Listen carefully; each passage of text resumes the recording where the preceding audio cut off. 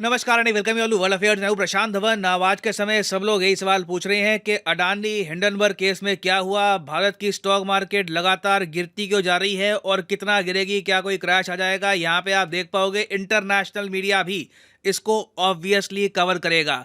Washington post का article है। ये लोग कह रहे हैं कि जो बिजनेस एम्पायर है एशिया के सबसे अमीर इंसान का, जी हाँ, गौतम अडानी एशिया के सबसे अमीर इंसान हैं, तो इनका जो बिजनेस एम्पायर है इस पे आरोप लगा है फ्रॉड का, क्योंकि अमेरिकन कंपनी हिंडनबर्ग ने ये कह दिया कि अडानी ग्रुप में ये लोग मनी लॉन्ड्रिंग करते हैं, ये लोग गलत तरीके से अपने फाइनेंसेस मेंटेन करते हैं और इस कंपनी में बहुत सारी गलत बातें हो रही है, इनके शेयर बेच के भाग जाओ, सब कुछ बेच दो, इनके शेयर गिरने वाले हैं। ये सब कहा है हिंडनबर्ग ने अपनी रिपोर्ट में। और इसका इम्पैक्ट डायरेक्टली मैंने ये देखा कि गौतम अडानी जो एक टाइम पर फोर्ब्स मैगजीन की लिस्ट में, अमीरों की लिस्ट में नंबर 3 पे थे, अभी आ चुके हैं नंबर 7 पर। और जो फॉल हुआ है ना गौतम अडानी की वेल्थ का, ये स्टैगरिंग है। अब देखो, नंबर 1 पे बर्नार्ड आर्नोल्ड, इनकी फैमिली, $214 बिलियन की टोटल नेटवर्थ। नंबर 2 पे इलॉन मस्क, फिर नीचे स्क्रॉल करोगे तो छठे स्पॉट पे बिल गेट, फिर गौतम अडानी। इनके साथ देखो इनका जो टोटल वेल्थ है ना, इसमें कुछ ही दिनों में देखा गया है 19% की गिरावट हुई है। $22 बिलियन की इनकी टोटल जो वेल्थ है ये मिट गई है। वैसा नहीं है कि बैंक में पैसे पड़े हुए थे वो मिट गए, इनकी जो ये नेटवर्थ निकाली जाती है ना, उसमें इनके शेयर भी शामिल होते हैं। तो सिंस अडानी ग्रुप के शेयर पिटे हैं तो बाय डिफॉल्ट इनकी जो वेल्थ थी वो भी कम हो गई है। और अब जिस तरीके से गिरावट चल रही है ना, अभी हिंडनबर्ग ग्रुप की बात लगातार फैलेगी। कई एनालिस्ट ये प्रेडिक्शन कर रहे हैं कि कोई बड़ी बात नहीं है कि मुकेश अंबानी जो आपको रैंक 10 पर मिलेंगे, गौतम अडानी इनके नीचे भी गिर जाएं, क्योंकि ज्यादा डिफरेंस अब बचा नहीं है, सिर्फ $13 बिलियन का डिफरेंस बचा है दोनों में। अब आप यहां पर पूछोगे मगर हुआ यहां पर क्या। अडानी कंपनी के जो शेयर हैं, जो ग्रुप के शेयर हैं, लगातार गिरते जा रहे हैं। 20% की गिरावट देखने को मिली है और गिरावट थमने का नाम नहीं ले रही। अब अडानी के शेयर गिर रहे हैं, साथ में इंडिया की स्टॉक मार्केट को भी लेकर गिर रहे हैं। हम आर्टिकल देख रहे हैं ऑनलाइन कि जी ब्लड बाथ हो गया, हर तरफ आपको रेड दिख रहा है, स्टॉक्स लगातार गिर रहे हैं। वेल यहाँ पे समझाता हूं कि ये जो ब्लड बाथ आज के समय चल रहा है, लाल लाल 20%, 12% डाउन, 18% डाउन, इसका रीजन क्या है। देखिए, इंडिया के जो अभी के लिए सबसे अमीर इंसान है गौतम अडानी, इन पर अमेरिका की एक फर्म, जी हाँ प्राइवेट फर्म है हिंडनबर्ग रिसर्च, इसने आरोप लगाया कि ये इतिहास का सबसे बड़ा कॉर्पोरेट कौन कौन होता है, फ्रॉड, स्कैम, इतिहास का सबसे बड़ा कॉर्पोरेट फ्रॉड करके बैठे हैं।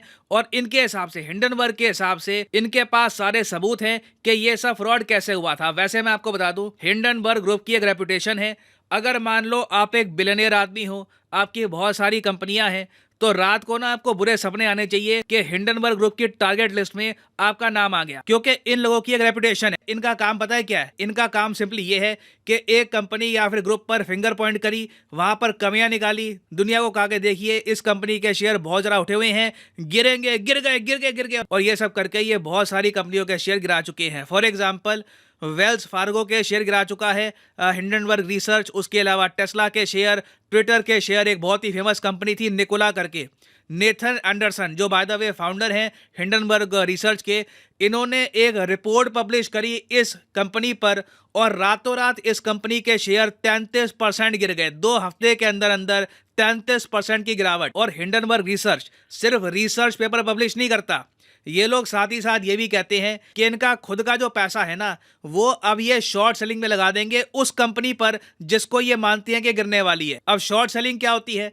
स्टॉक मार्केट में पैसे कमाने के प्राइमरली 2 तरीके होते हैं, आप लॉन्ग जाओगे या शॉर्ट जाओगे। लॉन्ग मतलब कि आपको लगता है कि जी 100 रुपए का शेयर है, ठीक है, ये 110 रुपए का जाएगा, तो आप लॉन्ग गए, आपने बाय कर लिया। मगर आपको लगता है कि नहीं, कंपनी में कुछ प्रॉब्लम है, दुनिया में इश्यूज आने वाले हैं, पुतिन न्यूक्लियर बॉम्ब यूज कर ही देंगे, तो आप शॉर्ट जाओगे। आप कहोगे नहीं, कंपनी का शेयर जाएगा अभी 80 रुपए, 70 रुपए, तो मैं शॉर्ट जा रहा हूं। तो जितना कंपनी का शेयर नीचे जाएगा ना, उतनी आपकी कमाई होगी। कई लोग स्टॉक मार्केट में शॉर्टिंग करके ही कमाते हैं पैसा, हालांकि बड़ा रिस्की काम होता है। तो अभी आप लोग समझ गए होंगे कि अमेरिका की बहुत सारी कंपनियों को बिल्कुल तहस नहस करने के बाद हिंडनबर्ग ग्रुप ने अपना टारगेट फिक्स कर लिया है अडानी ग्रुप पर। और अडानी ग्रुप पे ना इन्होंने बोल दिया है कि इन्होंने शॉर्ट करना स्टार्ट कर दिया। देखो, अब तक तो पैसे कमा लिए होंगे, इतने गिरे अडानी ग्रुप के शेयर के हिंडनबर्ग ग्रुप ने अगर 100 रुपए लगाए थे, आराम से 120 रुपए हो गए होंगे और कुछ ही दिनों में ये रिटर्न मिले हैं।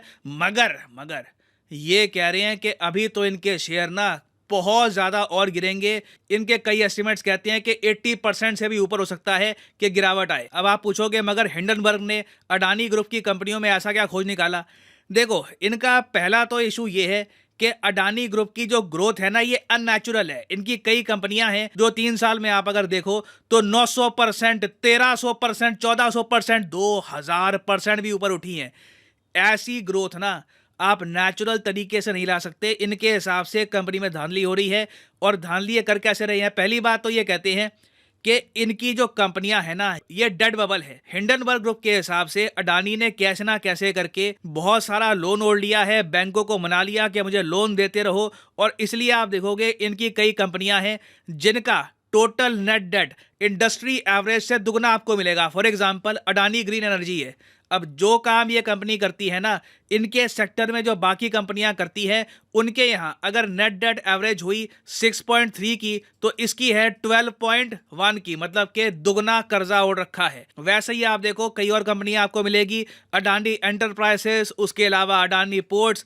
ये जो सारी कंपनियां हैं हिंडनबर्ग ग्रुप के हिसाब से ये बबल में बैठी हुई है, बहुत सारा कर्ज ओढ़ रखा है। और इन्होंने अडानी ग्रुप की जो कई फॉर्मर एम्प्लॉयज थी उनकी स्टेटमेंट भी यहाँ पर डाली। ट्विटर पे इन्होंने पूरा खुलासा किया और उस खुलासे में इन्होंने ये स्टेटमेंट भी डाली जहां पर अडानी ग्रुप के कई फॉर्मर एम्प्लॉय कह रहे हैं कि सारी जो ग्रोथ है ना अडानी की, it is all fuelled by debt. अच्छा, अब उधार तो बहुत सारा ओढ़ लिया, उसके साथ साथ एक दिक्कत यह भी है कि कंपनी के फाइनेंसिस के साथ हो क्या रहा है, पैसा ये जा कहां पे रहा है, कितना टैक्स पे कर रहे हैं, असली वैल्यू कितनी है, इसके बारे में किसी को प्रॉपर आइडिया नहीं है। क्योंकि हिंडनबर्ग रिसर्च ये भी कहती है कि जो चार्टर्ड अकाउंटेंट्स ऑडिटिंग करते हैं ये गुमनाम से अकाउंटेंट्स हैं, इनकी ना कोई वेबसाइट है ना इनके बारे में कोई जानता है। तो इसलिए भी हिंडनबर्ग रिसर्च कह रहा है कि डेफिनेटली इनके हिसाब से अडानी ग्रुप के अंदर कहीं ना कहीं मनी लॉन्ड्रिंग या फिर फ्रॉड चल रहा है। तो ऐसी कंपनी को शॉर्ट करना ठीक रहेगा ना। अगर आप सोच रहे हैं कि हिंडनबर्ग यहाँ पे रुक गया, नहीं, हिंडनबर्ग ने आगे फिर यही बताया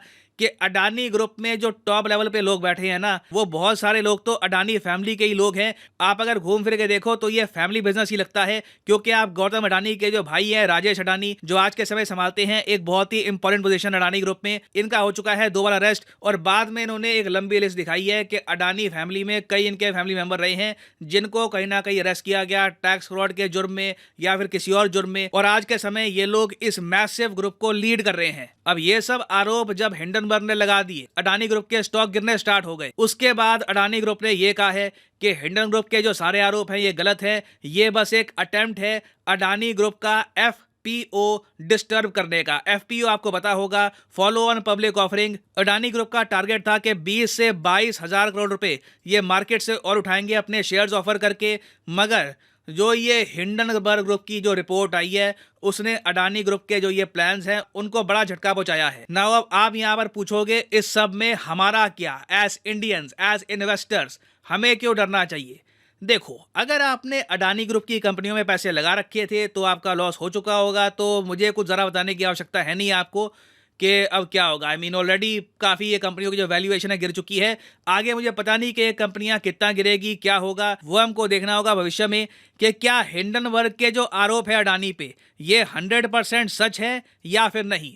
पर्सनली एज एन इंडियन आप मुझसे पूछे, मैं तो उम्मीद यही करूंगा कि अडानी ग्रुप में कुछ खराब चीज़ें ना चल रही हो, क्योंकि इंडियन इकोनॉमी के लिए ये बड़ा खराब काम हो जाएगा। क्योंकि देखो, अडानी ग्रुप को ना बहुत सारे इंडियन बैंक्स ने उधार दे रखा है। टोटल जो डेट है अडानी ग्रुप का ये 2 लाख करोड़ के आसपास का आपको मिलेगा। उसमें से 81,000 करोड़ तो दे रखा है इंडियन बैंक्स ने। नाउ ये अमाउंट कम होता नहीं है। ऑलरेडी हमारे बैंक्स एक एनपीए डिजास्टर से बाहर निकले हैं। और इवन दो कई रिपोर्ट्स कह रही है कि इंडियन बैंक्स में इतनी आज के समय क्षमता है कि कल को अडानी ग्रुप में कुछ गड़बड़ हो भी जाती है तो इंडियन बैंक स्ट्रांग रहेंगे।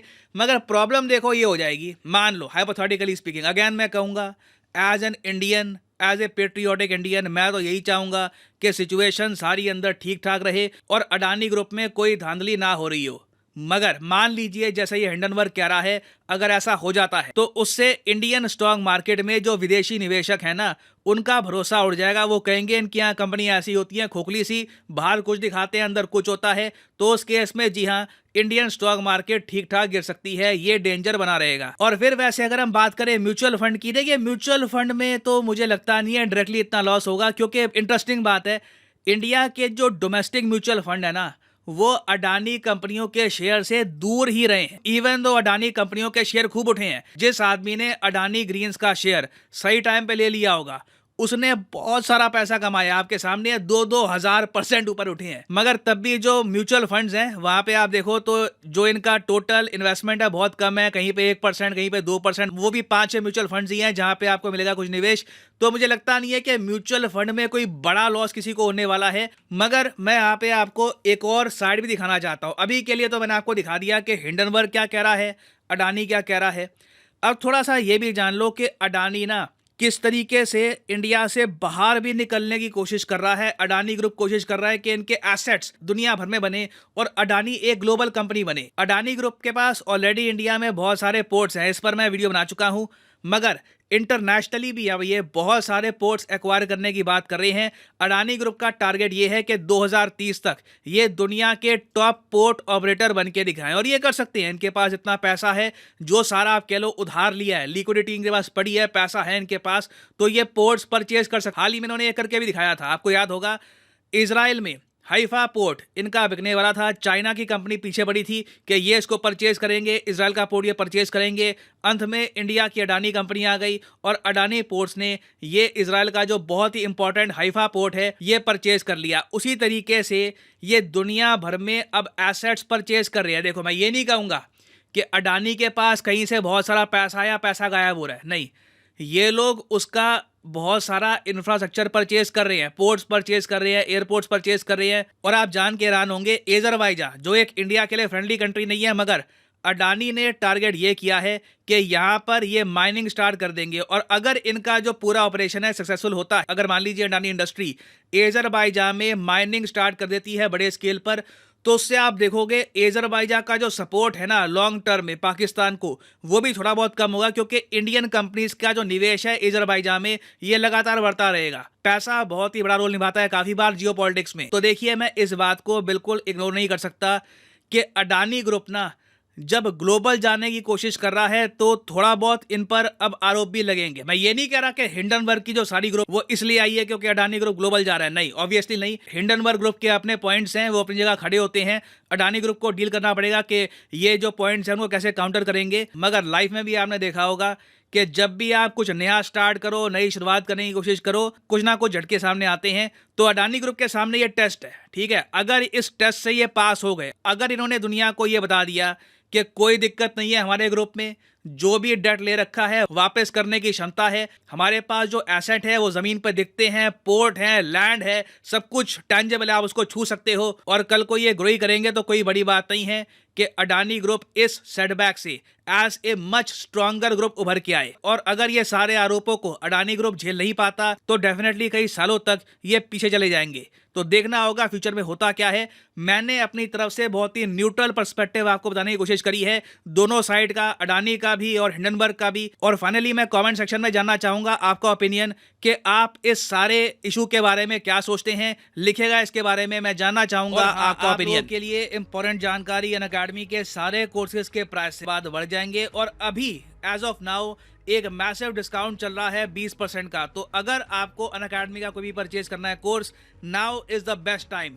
तो कमेंट सेक्शन में जाइए, यहाँ पे आपको मिलेंगे link. SSC, UPSC, bank, NEET, IIT, JEE, आप किसी भी एग्जाम की तैयारी कर रहे हैं, कोर्स परचेज कर सकते हैं from Unacademy. For example let's say आप तैयारी कर रहे हैं नीट यूजी के लिए, तो नीट के एग्जाम के लिंक पे यहाँ पे आपको करना है क्लिक, और यहाँ पे आप परचेज कर पाओगे the course of your choice. Again massive discount आज के समय आपको मिल रहा है, और याद रखिएगा बहुत ही जल्द प्राइस हाइक हो जाएगा। नीट के एग्जाम का जो प्राइस हाइक है ये 31 जैन से स्टार्ट हो जाएगा, और जो प्राइसेस यहाँ पर लिखे हैं ये पे करने की जरूरत नहीं है। सिंपली यहाँ पर कोड यूज करिए PD10 और प्राइसेस गिरने स्टार्ट हो जाएंगे, आपको मिलेगा एक massive discount. So use the code PD10 and save money. So इसी नोट के साथ ये है वीडियो का अंत। Thank you for listening and as always God bless you all.